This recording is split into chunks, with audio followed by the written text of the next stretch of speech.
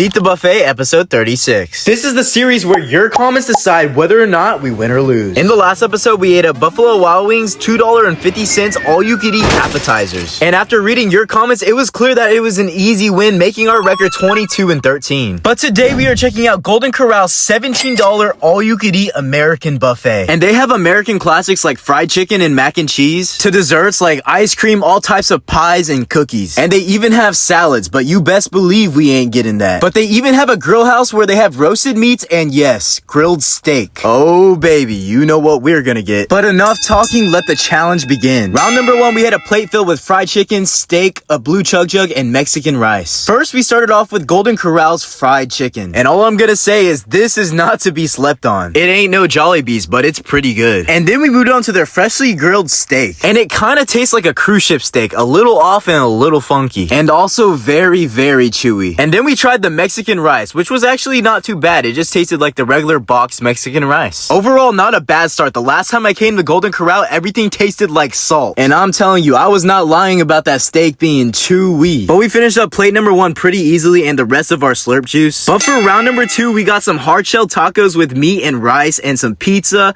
mac and cheese, and spaghetti. Now, this taco is nothing like your local taco truck, but it wasn't that bad. Would I still prefer a birria taco? Oh, 100%, but this will do. And then we had this pepperoni pizza, which was basically just bread and cheese. There was no sauce. But we still took that whole pizza slice down, and it had me looking like that buffet girl in that one interview. All I'm gonna say is when you're in the zone, you're in the zone. Then we moved on to their mac and cheese. I don't know that it's better than your favorite box mac and cheese, though. But we finished that portion up, and then we moved on to the spaghetti, which...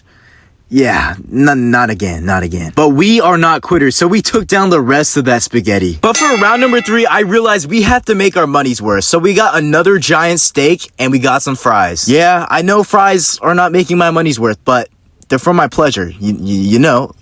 That counts too. But we took down the rest of that steak because I was not trying to lose to arguably the most popular buffet in America. So I turned my jaws up and I chewed. And we wrapped up that plate of steak and fries and moved on to our next chug jug. But finally, for round number 4, we had the dessert round. And let's just say we got ourselves a whole bunch of desserts. This is what I call dessert heaven. Yo, does anyone hear that music? Hey, ice on my neck, cause like fire. Carrot cake.